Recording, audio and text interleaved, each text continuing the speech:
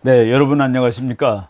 지난주에 200회를 우리가 내보냈는데 여러분들이 많이 축하해 주셔서 대단히 고맙게 생각하고 있습니다. 오늘 뭐 하다 보니까 이제 201번째 강의가 됐는데 최근에 국내 정치가 많이 시끄럽습니다. 대통령 선거가 이제 다가오고 대통령 후보들이 이제 나오기 시작했는데 그분들이 뭐 여러 가지 얘기한 것 중에서 좀 뭐 이렇게 이 논란을 불어일으키는 주제가 하나 있었습니다. 주한미군을 점령군이라고 뭐 이렇게 얘기하는 후보가 있었는데 뭐 제가 다니는 교회에서 목사님이 이 말이 맞는 거냐 해가지고 제가 나와서 한번 말을 했었고 평을 했었고 그 평이 여기저기서 이제 인터넷으로 뭐 이 게재가 돼 있습니다. 그런데 제가 그것은 사전에 준비하지 않고 강의하는 식으로 한 게 아니라 평소에 제가 알던 생각을 그냥 준비하지 않은 채로 얘기하다 보니까 조금 데이터 같은 것이 틀린 것도 있고 그랬습니다. 그래서 제가 뭐 했던 김에 다시 한번 정리를 해드린다는 그런 의미로 오늘 시간을 준비를 했습니다. 그래서 주한미군이 점령군이라고 그러는데 이것은 역사 해석의 문제죠. 올바른 역사를 해석할 수 있어야 한다.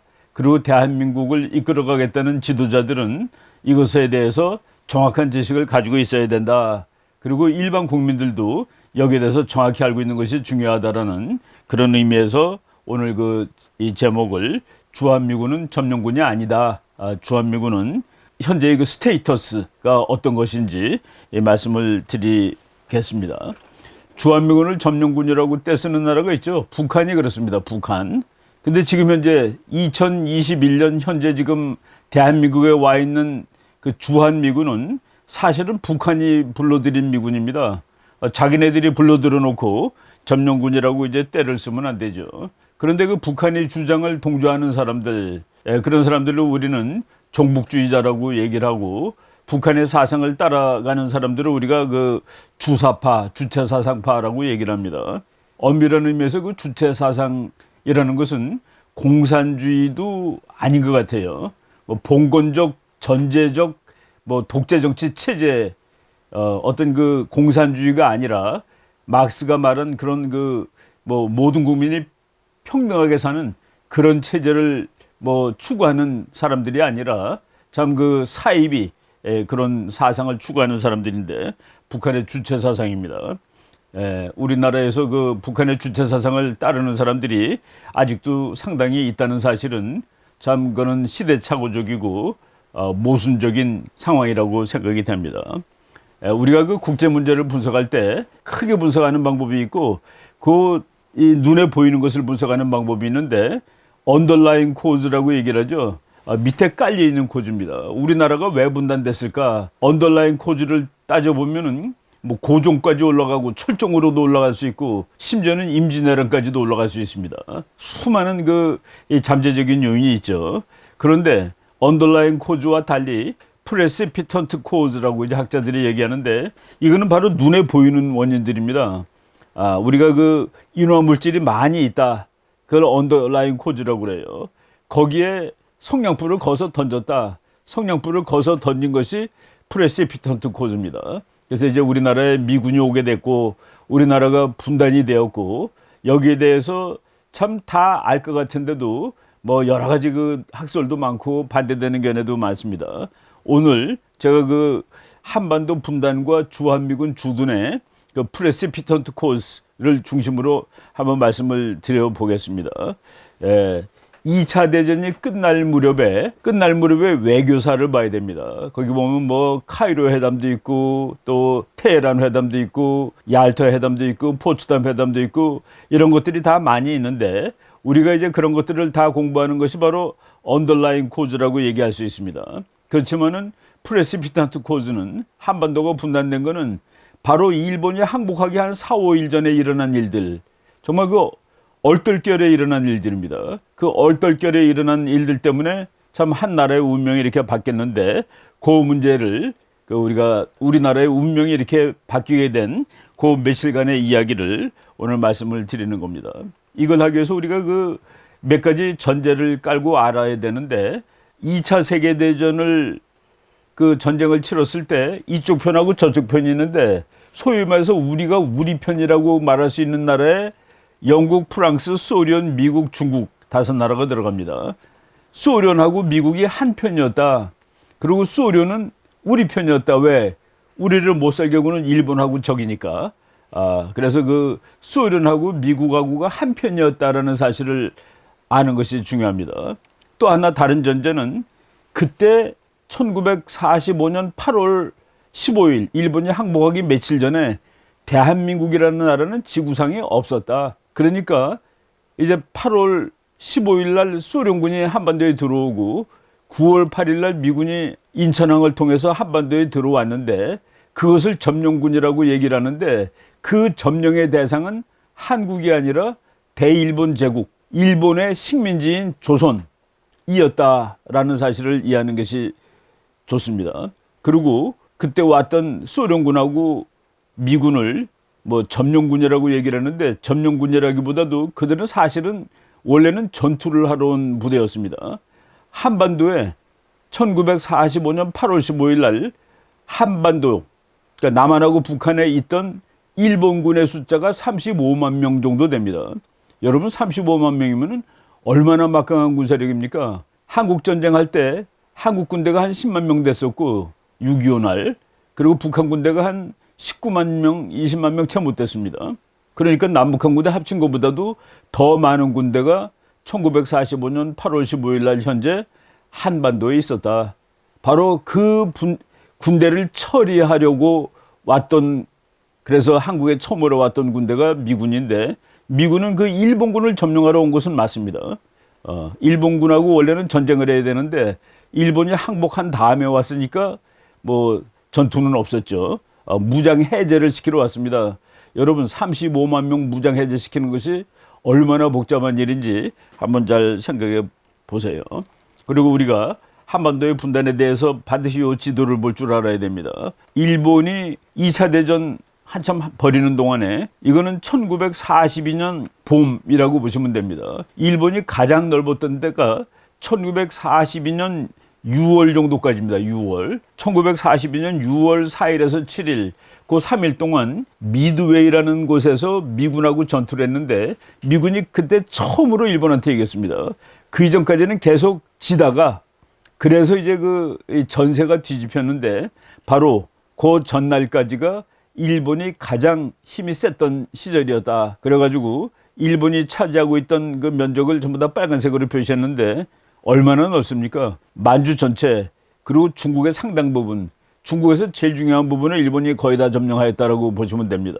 그리고 동남아시아 점령했었고 뉴기니아, 인도네시아, 바로 조금 더 놔뒀으면 호주까지 점령할 수 있을 정도로 저렇게 일본은 넓었고, 그리고 한국은 일본이 점령했던 땅 중에 하나였다라고 생각하시면 됩니다.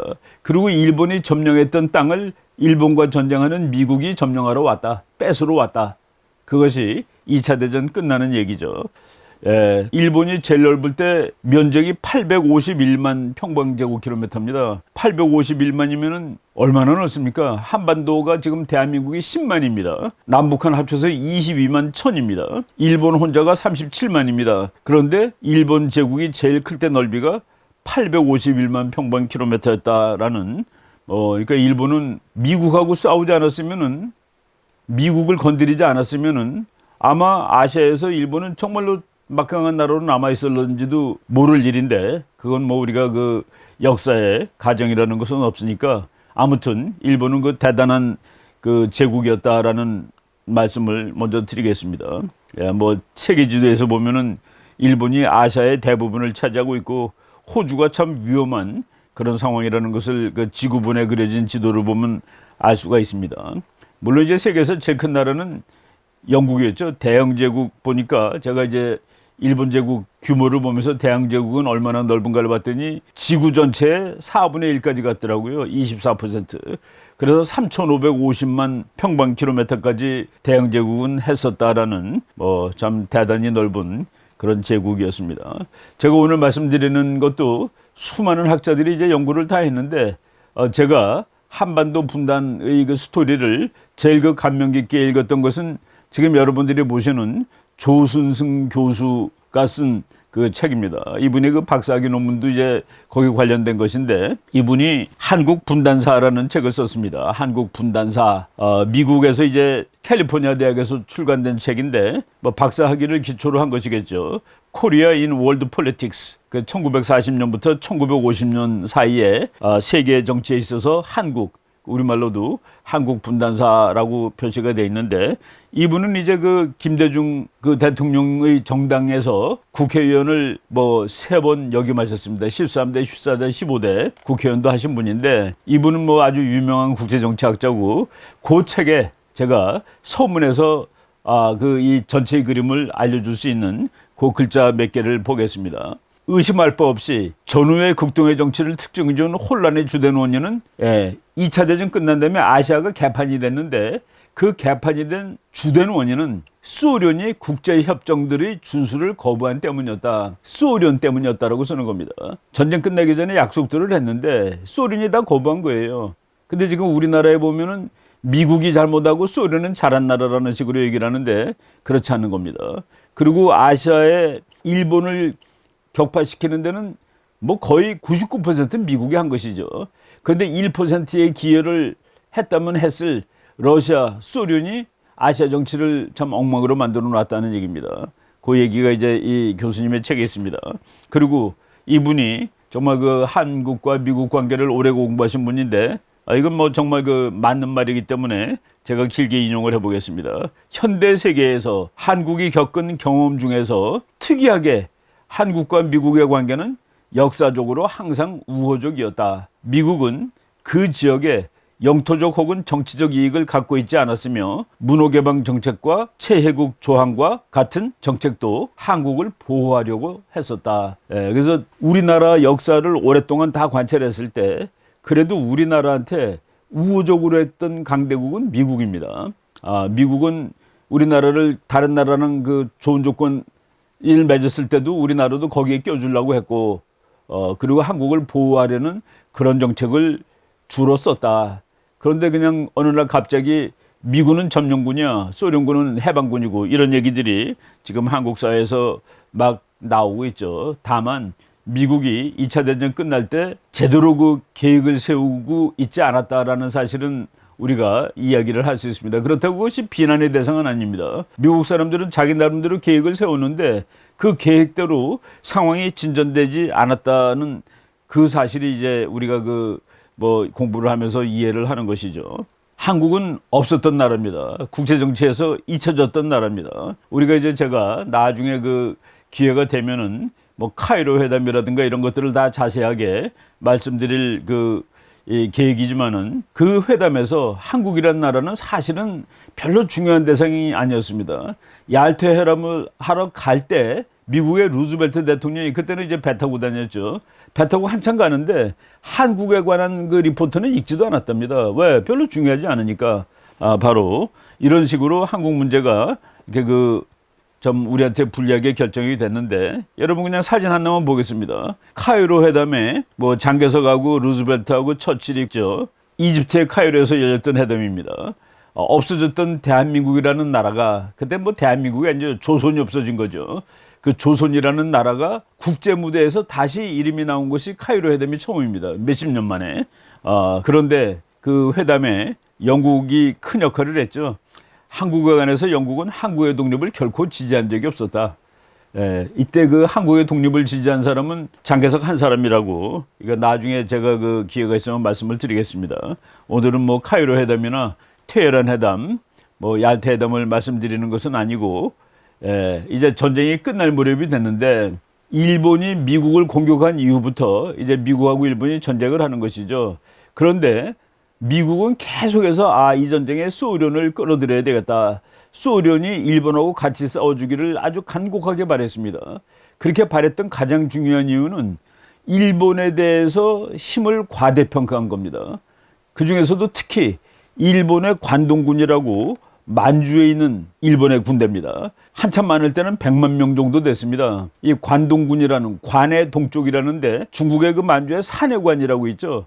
산해관의 동쪽에 주둔하고 있던 군대라는 그런 뜻입니다. 그런데 이거를 너무나도 무서워하다 보니까 미국은 말이죠, 2차 대전 한참 하면서 독일이 항복을 한 후에도 일본을 완전히 괴멸시키는 데까지는 18개월쯤 더 걸릴 것이다. 18개월이 더 걸리는데 이 18개월 동안 싸우면은 미군만 100만 명 죽을지도 모른다. 그러니까 엄청나게 두려워했던 거예요. 그래서 이 만주에 있는 이 무지막지한 군대는 소련이 와서 좀 맡아줬으면 하고서 미국이 계속 소련을 이제 끌어들이는 것이죠. 사실 소련도 무서워했습니다. 그래갖고 미국이 좀 일본하고 좀 싸워줘 라고 부탁을 했을 때 소련은 우리는 독일하고 싸우는데도 정신이 없다라는 핑계로 계속 이제 참전을 안 하고 있었죠. 그러다가 그냥 너무나 빨리 전쟁이 끝나는 겁니다. 너무나 빨리. 루즈벨트 대통령이 계획했던 거랑 달리 너무나도 빨리 전쟁이 끝나가는데 전쟁이 끝나가는 날짜가 8월 10일 정도로 보시면 됩니다. 8월 10일. 그래서 갑자기 38선을 그어야 되는데 8월 10일부터 그 얘기를 해드리겠습니다. 먼저 우리가 그 38선이라는 선을 보면은 이게 도대체 말이 안 되는 선이죠. 저기 사람들이 살고 있을 텐데 저거를 직선으로 그으면은 강도 잘리고 마을도 잘리고 뭐 어떤 집은 앞마당은 38선 이북이라서 북한이 되고 이쪽은 남한이 되고 이런 식으로 막 잘라지는, 그러니까 전혀 자연적이지 못한 선인데 저 선을 만들어 가지고 한반도가 소련에 지배하는 곳과 미국이 지배하는 곳으로 잘려지게 되었다. 그리고 저 38선이라는 아이디어가 생긴 것이 1945년 8월 10일 밤의 이야기였다라는 그 얘기입니다. 그때 7월 달에 미국이 핵무기를 성공시켰습니다. 근데 많은 미국 사람들은 핵무기 있어도 소련군이 와서 싸워줘야 돼 라고 부탁을 했습니다. 예, 그 와중에 1945년 5월 8일 날 히틀러가 항복했습니다. 독일이 항복했어요. 그래서 이제 일본 하나 남았습니다. 그때 미국이 소련한테 야 이제 독일 항복했으니까 일본하고 좀 싸워줘. 그때 소련은 핑계가 우리 2천만 명이나 죽었는데 이 사람들 아직 묻지도 못했다. 앞으로 기껏해야 한 3개월이나 지나면은 도와줄 수 있을지 모르겠다. 근데 그렇게 얘기한 것은 약속을 지켰습니다. 5월 8일서부터 3개월이면은 8월 8일이죠. 소련은 8월 8일 날 일본에 이제 선전포고를 했습니다. 제가 아까 그 주한 1군입니다. 주한 1군, 그러니까 말이 좀 이상하죠. 한국에 와 있었던 일본군 1945년 8월 15일 당시에 14개 사단 35만 명, 정확하게 34만 7,368명. 그러니까 뭐 보통 막강한 군대가 아닙니다. 남한 지역에는 23만 명, 북한 지역에는 11만 7천 명. 여기에 공군 3만 5천, 해군 2만 5천, 보병 21만 5천, 포병 4만. 그리고 제주도에만 해도 6만 명이 넘는 일본군이 있었다. 제주도는 아주 중요한 그런 군사 기지죠. 예, 미군이 9월 8일 날 쳐매오고 소련군은 8월 8일 날 선전포고를 하자마자 소련군은 한반도에 들어왔습니다. 그러니까 우리가 관동군이 엄청나게 강한 군대라고 생각을 했었는데 소련이 전쟁하자마자 만주를 거쳐서 한반도를 들어올 수 있었다는 것은 관동군이 생각보다 약했다라는 그것을 증명하는 것이죠. 나중에 보니까 일본은 미국의 핵무기를 쓰지 않았었더라도 얼마 가지 못하고 망했을 것이다 라는 것이 나중에 나온 얘기입니다. 너무나도 급작스럽게 이루어진 사태입니다. 사실 미국은 말이죠, 1945년 11월 달에 큐슈를 공격하고, 큐슈는 일본에서 제일 남쪽에 있는 섬입니다. 그리고 1946년 3월 달에는 동경을 공격하겠다고 작전 계획까지 만들어 두고 있었는데 근데 갑자기 1945년 8월에 일본이 항복하겠다고 나오는 겁니다. 그리고 소련이 일본에 대해서 선전포고를 했고 8월 6일 날 핵폭탄이 떨어지죠. 그다음에 8월 9일 날 핵폭탄이 떨어집니다. 그런데 8월 9일 날 새벽 0시, 그러니까 소련 모스크바 시간으로 8월 8일 소련이 대일본 전쟁을 선언합니다. 그러니까 이것도 참 국제정치가 잔인한 거예요. 사실 소련하고 일본은 중립조약을 맺고 있었습니다. 그러니까 소련은 일본하고 싸우지 않는다 했습니다. 소련은 오로지 독일하고만 싸우는 거예요.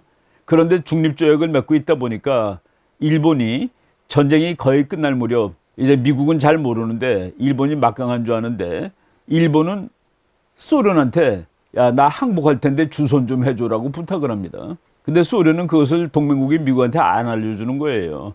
그러고서 첫 번째 핵폭탄 터지고 두 번째 핵폭탄 터지기 직전에 일본에 대해서 선전포고를 하죠. 이제 다 죽은 나라에 대해서 선전포고를 하고 그날로 한반도에 들어온 겁니다. 그러니까 미국에서는 갑자기 큰일이 났다는 생각이 드는 겁니다. 그래서 미국 사람들이 갑자기 계획을 세우는 겁니다. 소련군의 남하를 어떻게 해서라도 막아보자. 가만 놔두면 소련군이 제주도까지 다 점령할 것 같아요. 그런데 미군은 그때 한반도에 가장 가까웠던 것이 960km, 600마일 떨어진 오키나와였습니다. 그러니까 그냥 상태를 놔두면 소련이 한반도를 다 점령하는데 그 미국이 생각하기에 전쟁은 자기가 다 해놓고 한반도라는 꽤 괜찮은 이런 지역을 소련이 다 점령하는 그런 상황이 되니까 이걸 어떻게 막아보라고 밤중에 계획을 세우는 겁니다. 그것이 8월 10일 밤의 이야기인데 그때 그 조지 링컨 준장이라는 사람이 있고 등장인물이 러스크 대령이라는 사람이 있고 본스틸 대령이라는 사람이 있습니다. 러스크하고 본스틸 대령한테 빨리 무슨 계획을 한번 세워봐라. 소련이 남진을 한번 멈춰봐라. 그래서 정말 1942년 밤 백지도를 보고 두 사람이 번민하다가 38선이 꽤 괜찮은 선이다. 38선을 큰 겁니다. 그리고 그러면서 그 두 대령은 야 이거 괜찮네. 서울이 38선 밑에 있고 미국은 해군의 나라인데 인천하고 부산도 38선 아래쪽에 있어. 그러니까 괜찮아. 라고 생각하고서 조지 링컨 준장한테 얘기를 했더니 조지 링컨 준장이 한 40도쯤으로 해야 되지 않겠냐라고 얘기를 했답니다. 그때 러스크 대령은 그 소련이 받아들일까요? 소련이 받아들이지 않으면 36도 선으로 양보할 수도 있습니다. 36도 선으로 양보했으면 전라남북도, 경상남북도가 남한이 되고 그 위는 전부 북한이 되는 그런 것이죠. 다행히 소련이 받아들였습니다. 그래서 러스크 대령이 나중에 그 사람은 장관도 했습니다. 케네디 때 국무장관 했어요. 저희들이 한번 방송에서 얘기했을 겁니다. 그리고 본스틸 대령은 1960년대에 육군 대장이 돼서 서울에 주한미군 사령관으로 와서 이제 근무를 한 적도 있었습니다. 한쪽 눈이 좀 이렇게 해가지고 애꾸는 그런 장군이었는데 여러분들이 아마 사진을 다 보실 겁니다. 바로 그런 식으로 나라가 잘렸는데 소련이 받아들여서 놀랬다라고 나중에 한국전쟁 50주년 기념 때 한국을 방문했던 러스크 전임 장관이죠.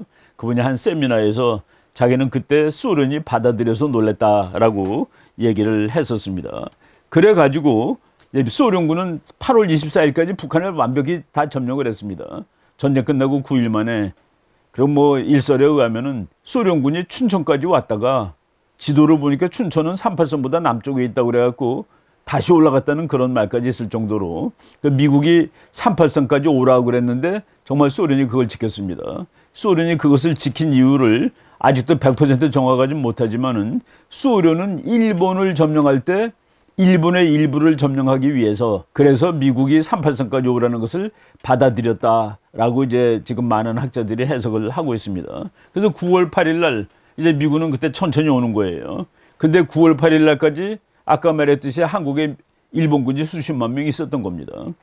그렇지만은 항복을 한 군대였기 때문에 총질을 하지는 않았죠. 그래서 9월 8일 날 미군이 왔는데 그 미군은 한국을 점령하러 온 미군이 아닙니다. 그때 한국은 없었어요. 생기기 전입니다. 그리고 한국 국민, 애꿎은 한국 국민을 점령하러 온 것이 아니라 한국에 남아있던 일본군을 무장 해제시키러 온 것입니다.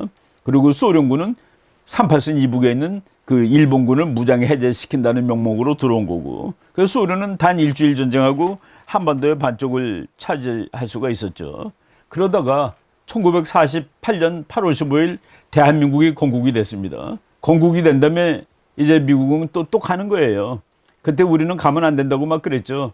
근데 미국이 가는 근거는 1947년 4월 29일 날 미국의 그 합참본부에서 한국의 전략적 중요성을 살펴봤더니 16나라 중에서 15등이 나오더라. 뭐 어디 보면 또 13등이란 말도 있습니다. 15등. 그러니까 미국의 전략에서 한국이 그다지 중요하지 않았다라는 얘기입니다. 그래서 미군은 떠났죠. 떠난 미군이 이제 1950년 6월 25일 날 다시 옵니다. 그래서 한반도에는 미군이 없어요. 400 수십 명의 군사 고문단만 있는데 그 군사 고문단밖에 없는 한국에 미군을 몇십만 명을 끌어들인 것이 북한의 남침입니다. 북한의 남침 때문에 미군이 왔다. 그러니까 그때 온 미군은 완전히 성질이 달라요.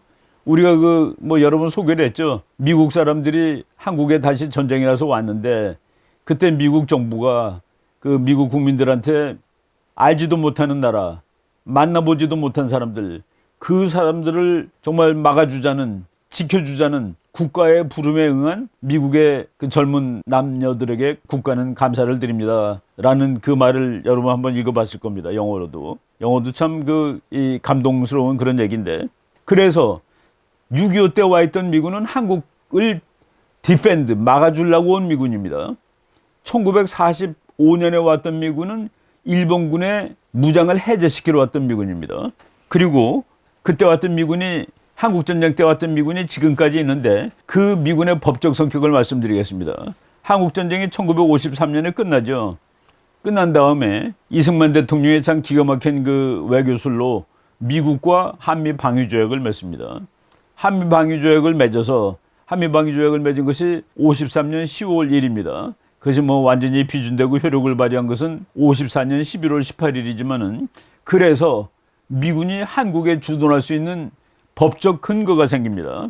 그 이제 한미 방위조약이 6조밖에 안 되는 종이 한 장짜리 조약입니다. 거기 4조에 그 미군 주둔의 그 근거가 있는데 한국말로 먼저 읽으면은 상호 합의에 의하여, 그러니까 미국과 한국의 상호 합의에 의하여 미 합중국의 육군, 해군과 공군을 대한민국 영토 내와 그 부근에 배치하는 권리를 대한민국은 이를 허여하고 미 합중국은 이를 수락한다. 야, 한국 전쟁 끝난 다음에 한반도의 전쟁이 또 다시 날지 모르니까 한국 측이 오히려 강권하여 미국과 방위조약을 맺었고 그래서 한미 동맹이 됐는데 한미 동맹 종이만 가지고는 안 되죠.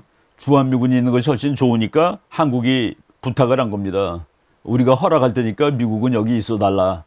그래서 있는 겁니다. 영어는 좀 더 깔끔하게 되어 있습니다. The Republic of Korea grants, 허락했다고 합니다. And the United States of America accept, 미국은 받아들였다. The right to dispose U.S. land, air and sea forces. 그러니까 미국의 육군, 공군, 해군을 depose, 배치할 수 있는 그 권리를 미국은 받아들였다. In and about the territory of the Republic of Korea. 한반도와 그 주변에 as determined by mutual agreement. 두 나라가 서로 결심한 대로, 결정한 대로. 야, 이게 점령군입니까? 이렇게 이런 법적인 근거에 의해서 와 있고. 그리고 미군이 조금이라도 줄일 때마다 오히려 한국이 미군 나가면 안 된다라고 붙들었습니다. 그래서 지금 뭐 많을 때 6.25 때 32만 5천 명까지 있었던 미군이 지금은 뭐 2만 8천 명이 됐고 그 사이 이제 한국도 많이 그 군사력이 강해지고 그렇습니다만은 바로 오늘날 여기 있는 미군이 그리고 역사적으로 봤을 때도 한국 사람들을 점령하기 위해서 온 적이 없었다. 그런데 역사가 잘못 왜곡돼 갖고 지금 주한미군을 점령군이라는 그런 말이 되지 않는 그런 얘기들이 이제 횡행하고 있습니다. 여러분들이 역사를 올바르게 해석할 수 있어야 되겠다 하는 그런 의미로 제가 앞으로도 이런 내용을 뭐 한번 학술적으로 전쟁과 국제정치 강의했듯이 할 그럴 기회를 만들어 보도록 노력하겠습니다. 주한미군이 점령군이냐 논란에 관한 말씀은 여기까지 드리는 거로 하겠습니다. 여러분 감사합니다.